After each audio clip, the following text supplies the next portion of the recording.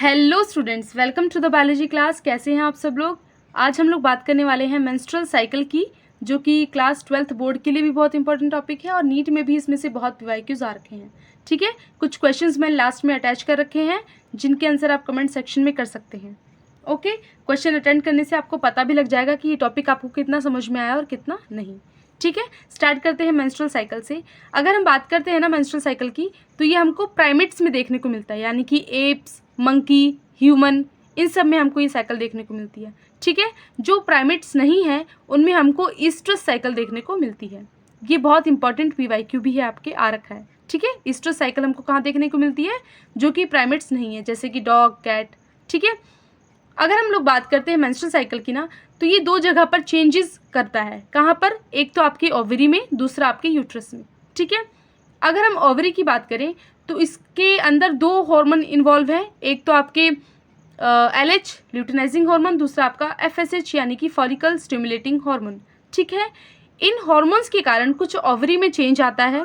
ठीक है, और उससे रिलीज होता है ईस्ट्रोजन और प्रोजेस्टेरोन, जो कि आपकी यूट्रस में चेंज करती है। ठीक है, तो अगर मैं बात करूं, ईस्ट्रोजन और प्रोजेस्टेरोन कौन से हार्मोन है? आपके ओवरी के हार्मोन है, यानी कि ओवेरियन हार्मोन है। अगर ये आपको समझ में नहीं आया तो इसके लिए मैंने ये पूरा डायग्राम बना रखा है, जिसको हम लोग समझेंगे और मेंस्ट्रुअल साइकिल को इजी तरीके से समझने की कोशिश करेंगे।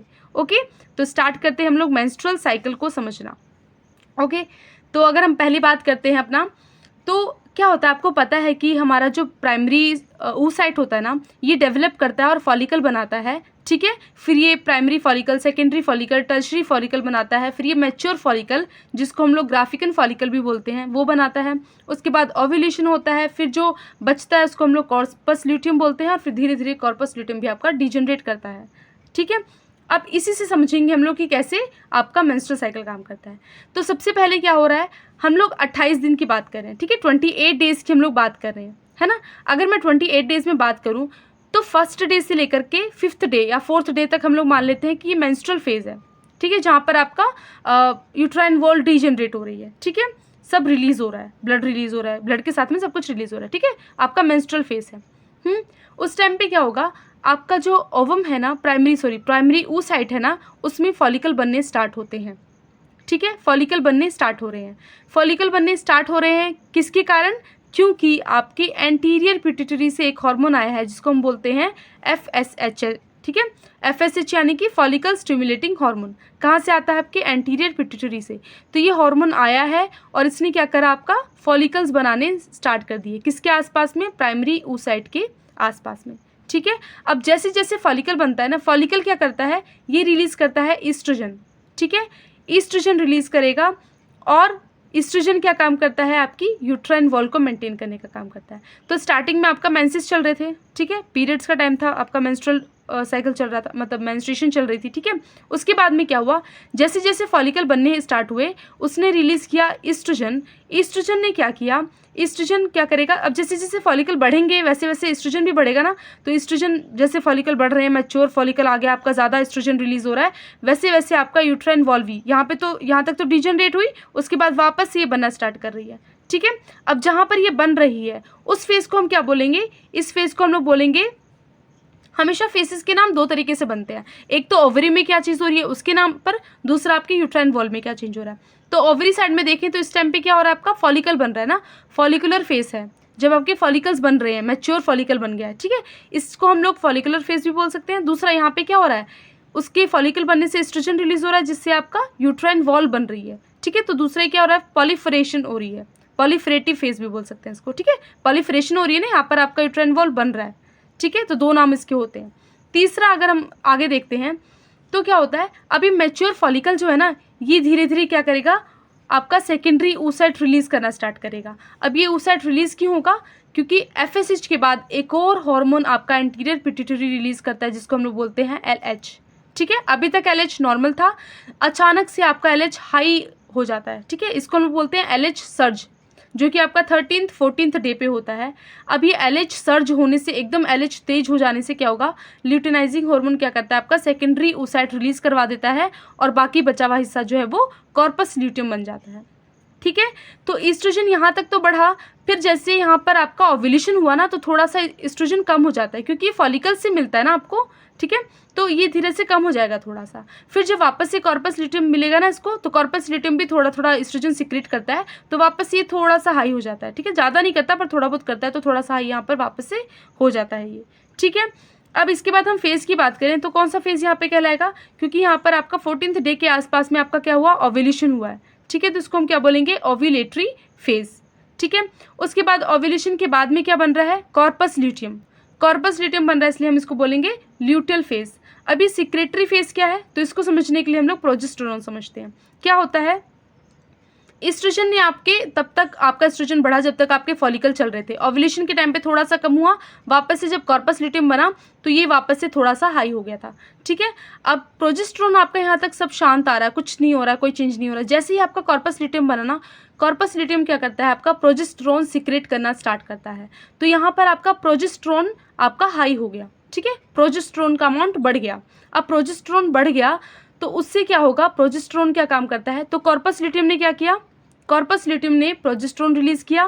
प्रोजेस्टेरोन ने क्या किया, आपका इसका जो यहाँ पर ये एस्ट्रोजन क्या कर रहा था, एस्ट्रोजन फॉलिकल एस्ट्रोजन क्या कर रहा था, वो आपका पॉलीफरेटिव फेज था, यानी कि आपका यूट्राइन वॉल बनाने का काम कर रहा था, ठीक है। उसके बाद प्रोजेस्टेरोन क्या करता है, इसको मेंटेन करने का काम करता है, इसको मेंटेन रखता है, ठीक है, मेंटेन करके रखता है आपके यूट्राइन वॉल को, ठीक है, ताकि आगे अगर फर्टिलाइजेशन होती है तो यहाँ पर अटैचमेंट हो पाए, ठीक है, इम्प्लांटेशन हो पाए, ठीक है। उसके बाद क्या करता है, अगर तो फर्टिलाइजेशन हुई तो कोई दिक्कत नहीं है, तो कॉर्पस ल्यूटियम ऐसे मेंटेन रहेगा, क्योंकि जो एम्ब्रियो बनता है ना वो क्या करता है, आपके कॉर्पस ल्यूटियम को मेंटेन करने का काम करता है, ठीक है। और कॉर्पस ल्यूटियम मेंटेन रहेगा तो प्रोजेस्टेरोन रिलीज करता रहेगा और आपका एंडोमेट्रियम यानी कि आपकी जो यूट्राइन वॉल है ना वो मेंटेन रहेगी, ठीक है, इम्प्लांटेशन हो पाएगी। बट इन केस आपका फर्टिलाइजेशन नहीं हुआ, स्पर्म नहीं मिला आपके सेकेंडरी उस साइड को, सॉरी, तो क्या होगा उससे, फिर आपका अगर फर्टिलाइजेशन नहीं हुई, इम्प्लांटेशन नहीं होगी, एम्ब्रियो नहीं आएगा, कॉर्पस ल्यूटियम धीरे धीरे क्या करेगा, रीग्रेशन करने लगेगा, धीरे धीरे डीजनरेट होना स्टार्ट हो जाएगा।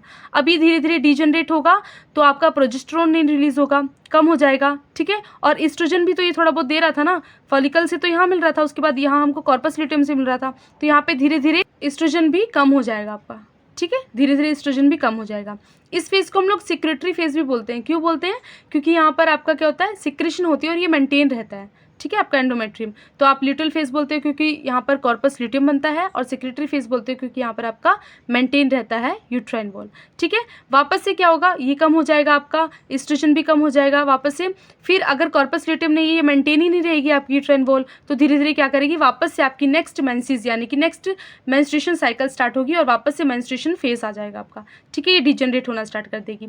फिर वापस से आपका फॉलिकल बनना स्टार्ट होंगे, प्राइमरी साइड के आसपास में एस्ट्रोजन निकलेगा, फिर आपका ये बनना स्टार्ट होगा, फॉलिकुलर फेस आएगा, पॉलीफरेटिव फेस आएगा, फिर ओव्यूलेशन होगा, ओव्यूलेटरी फेस होगा। तो ये सब चीज़ें वापस से रिपीट करती हैं दोबारा से, ठीक है। इस तरीके से आपका साइकिल काम करता है, और ये साइकिल अप्रॉक्स 28 to 29 डेज़ का होता है। बट क्वेश्चन नीट में इसमें से कहाँ से ज़्यादा आता है, सबसे पहले आपको पूछा जाएगा कि सर्ज के बारे में, यानी कि कौन सा हार्मोन किस टाइम पे सबसे ज़्यादा पीक पे होता है। तो अगर हम देखें हार्मोन्स के बारे में अगर देखते हैं ना, तो कौन से फेज पे आपके सबसे ज़्यादा होते हैं, तो याद रखना FSH और LH आपके कब हाई रहते हैं, जब आपका ओव्यूलेटरी फेज रहता है, यानी कि 13th 14th डे पे आपका ये ज़्यादा रहता है, तेज रहते हैं, ठीक है। अगर एस्ट्रोजन की बात करते हैं तो जब ओव्यूलेशन होता है उसके बाद ये कम हो जाता है ना, ओव्यूलेशन होने तक ये क्या रहते हैं, हाई अमाउंट में रहते हैं। अगर प्रोजेस्टेरोन की बात करते हैं तो ये जब कॉर्पस ल्यूटियम, क्योंकि ये सिक्रेट कर रहा है ना प्रोजेस्टेरोन, तो ये कॉर्पस ल्यूटियम के टाइम पे हाई रहते हैं, ठीक है। एस्ट्रोजन का 2 हाई फेस होता है, 2 पीक फेस होते हैं। एक तो जब आपका ओव्यूलेशन हो रहा है तब तक तो ये हाई रहते हैं, उसके बाद डाउन होते हैं, ठीक है। और दूसरा कौन सा टाइम है आपका, जब कॉर्पस ल्यूटियम, क्योंकि थोड़ा बहुत ये भी देता है ना, तो इस टाइम पे भी थोड़े से हाई हो जाते हैं ये लोग, ठीक है। तो इनका पीक फेस याद रखना, और कौन कौन से फेसेस होते हैं ये भी याद रखना। ओव्यूलेटरी फेस 14th डे पे आता है। LH सर्ज क्या होता है, जब आपका LH यानी कि ल्यूटिनाइजिंग हार्मोन एकदम पीक पे है, जब ओव्यूलेशन करवाता है, ठीक है। तो अब देख लेते हैं थोड़ा सा मेनार्क और मेनोपॉज के बारे में। मेनार्क क्या होता है, जब गर्ल्स चाइल्ड 10 to 12 की एज में होती हैं, यानी कि वो प्यूबर्टी के आसपास होती हैं, तो उनके अंदर मेंस्ट्रुएशन स्टार्ट होता है, यानी कि मेंस्ट्रुएशन साइकिल बिगिन होती है, ठीक है। और उसके बाद जब वो 50 की एज में पहुंचने वाली होती हैं तो मेनोपॉज होता है, यानी कि मेंस्ट्रुएशन साइकिल स्टॉप हो जाती है, ठीक है। तो इसको मेनार्क बोलते हैं और मेनोपॉज बोलते हैं। इसके बीच में काफ़ी सारी मेंस्ट्रुएशन साइकिल वीमेंस में आती हैं। अगर बीच में कभी भी मेंस्ट्रुएशन साइकिल डिले हो रही है या फिर कभी कभी पीरियड्स नहीं आ रहे हैं, तो इसका मतलब ये नहीं है कि प्रेगनेंसी हुई है। कभी कभी किसी हार्मोनल चेंज के कारण या फिर किसी अदर डिसीज़ के कारण भी पीरियड्स नहीं आते हैं। Okay, so this was all about menstrual cycle. अगर आपको कोई डाउट है तो आप कमेंट सेक्शन में ज़रूर पूछिएगा। अब ये कुछ क्वेश्चंस है बच्चों जिनके आंसर आप कमेंट सेक्शन में कर सकते हैं। अगर टॉपिक समझ में आया तो प्लीज़ वीडियो को लाइक करें, फ्रेंड्स के साथ में शेयर करें और चैनल को सब्सक्राइब करें। Thank you.